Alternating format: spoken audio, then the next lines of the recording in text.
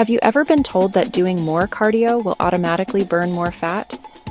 If you've been pounding the treadmill, running endless miles, or sweating through hours of spin classes, but the scale isn't budging, this video is for you. Because today, we're breaking down the 5 biggest cardio myths that are silently killing your fat loss results. These are the beliefs that keep people stuck in frustration, working harder instead of smarter. And by the end of this video, you'll know exactly how to use cardio effectively to burn fat, preserve muscle, and finally see lasting results. Let's jump straight into it. Myth number 1, more cardio means more fat burn. This is the most common misconception, the idea that if you just do more, you'll automatically burn more fat. Now yes, cardio burns calories while you're doing it, but fat loss isn't about what happens during the workout.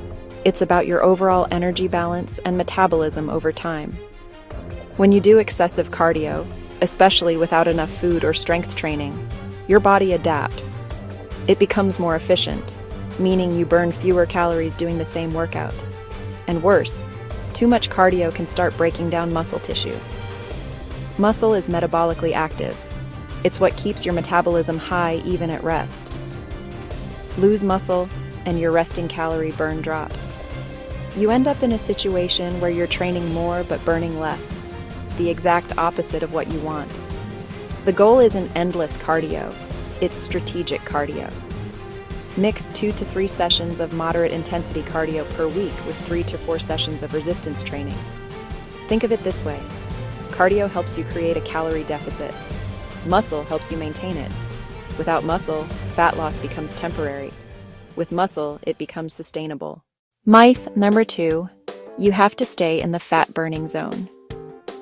You've probably seen that little graph on cardio machines that says fat-burning zone. Usually, it's around 60–70% of your maximum heart rate.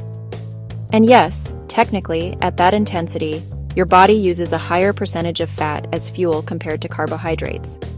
But here's the catch: the total calories burned are lower. So even though you're burning a higher percentage of fat, you're burning less fat overall. When you train at higher intensities, like interval training, you may use more carbohydrates for fuel during the workout, but your total calorie burn increases dramatically.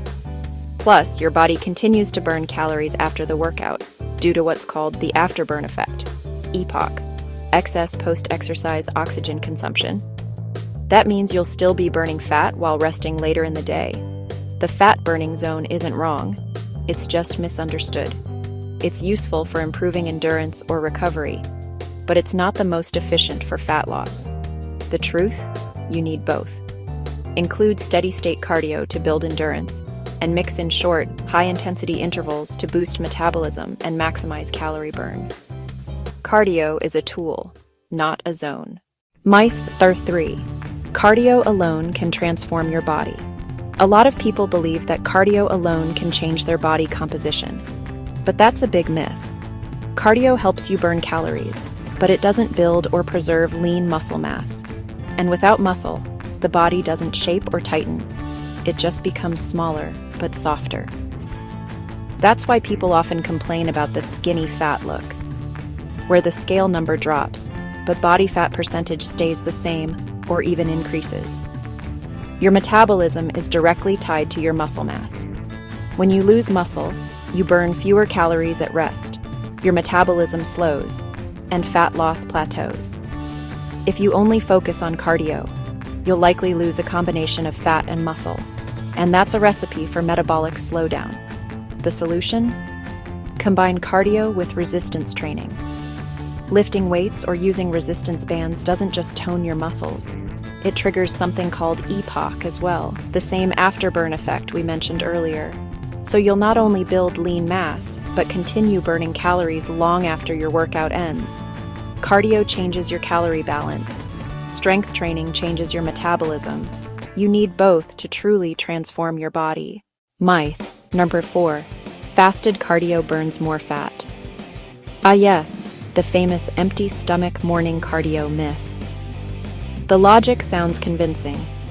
If you train without eating, your glycogen levels are low, so your body should burn more fat for fuel.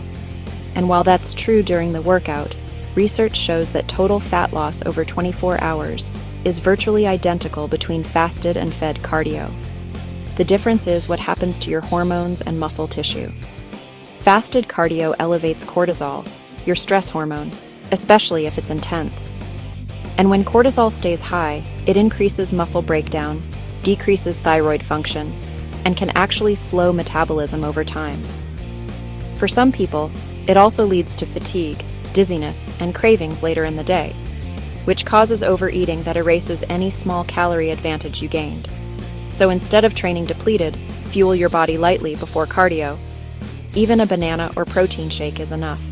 This keeps your performance high, your muscle protected, and your energy steady. Remember, the best cardio is the one you can perform consistently and effectively, not the one that leaves you drained. Myth number 5. Cardio is the only way to lose fat. This one might surprise you, but cardio is not the main driver of fat loss. Your diet and total energy balance are. Cardio is simply a tool to help you increase calorie expenditure. But if your nutrition is out of alignment, no amount of treadmill time will fix it. You've probably heard the saying, "You can't out-train a bad diet." That's not just a quote, it's a metabolic fact. Here's why. Your daily calorie burn is mostly made up of things other than exercise. Only about 10–20% of your total daily burn comes from workouts.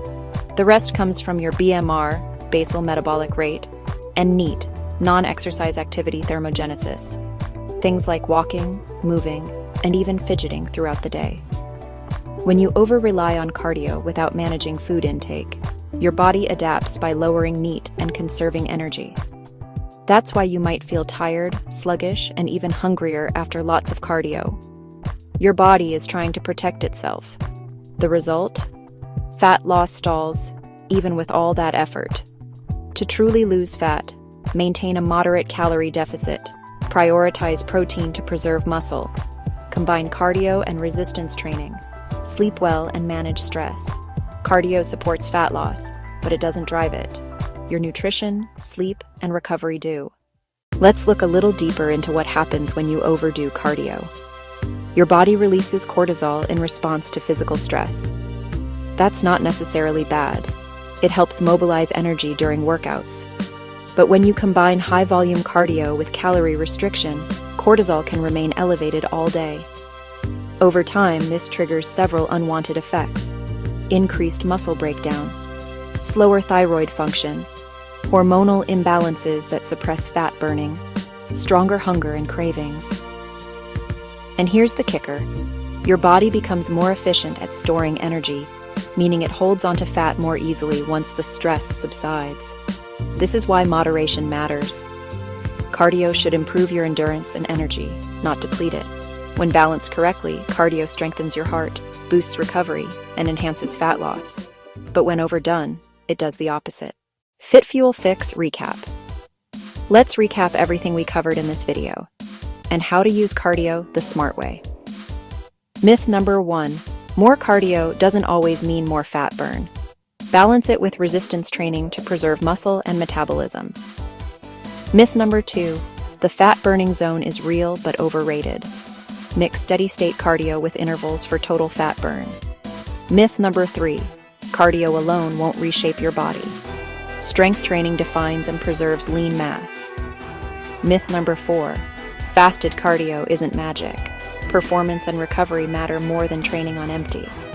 Myth number 5. Cardio isn't the only fat loss tool. Nutrition, sleep, and recovery are equally, if not more, important. So how much cardio should you really do? That depends on your goals. But for most people, 2 to 4 sessions per week of 20 to 40 minutes each is enough. Focus on intensity and consistency, not endless duration. Remember, cardio is a supplement to your fat loss plan, not the foundation of it. So, to everyone spending hours running on treadmills thinking it's the fastest way to burn fat, it's time to rethink that strategy. You don't need to work harder, you need to work smarter.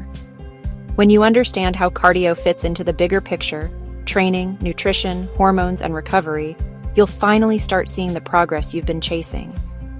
If you found this breakdown helpful, Make sure to like this video, subscribe to FitFuel Science, and hit the notification bell so you never miss our next science-backed guide. And comment below, which cardio myth did you believe before watching this? Because the more we understand the science, the better we can train, recover, and thrive. Stay strong, stay balanced, and as always, stay fueled with science.